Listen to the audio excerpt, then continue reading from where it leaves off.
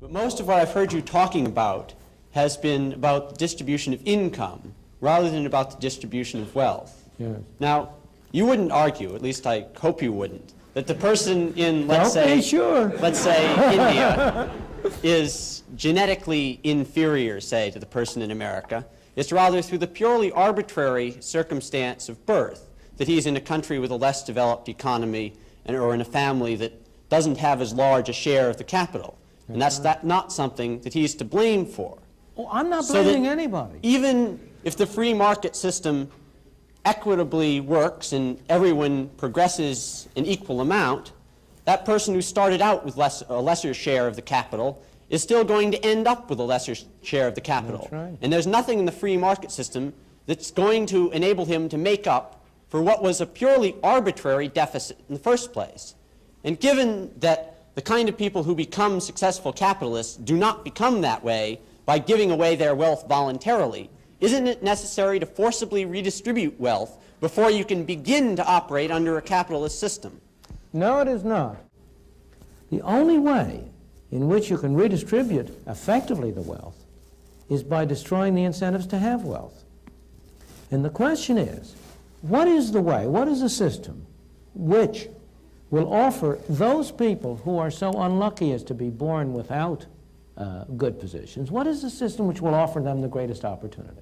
Well, one possible way of redistributing the wealth without affecting the incentives to earn as much income as possible is simply to have a 100% inheritance tax. But Since that won't affect the incentives, it's only after the person's dead anyway. I beg your pardon. I'm afraid, I don't know the family you come from. I don't, but as you grow up, you will discover that this is really a family society and not an individual society. We tend to talk about an individualist society, but it really isn't. It's a family society. And the greatest incentives of all, the incentives that have really driven people on, have largely been the incentives of family creation, of family, of pursuing, of establishing their families on a decent system. What is the effect of 100% inheritance tax? The percent of 100% inheritance tax is to encourage people to dissipate their wealth in high living. What's the harm in that?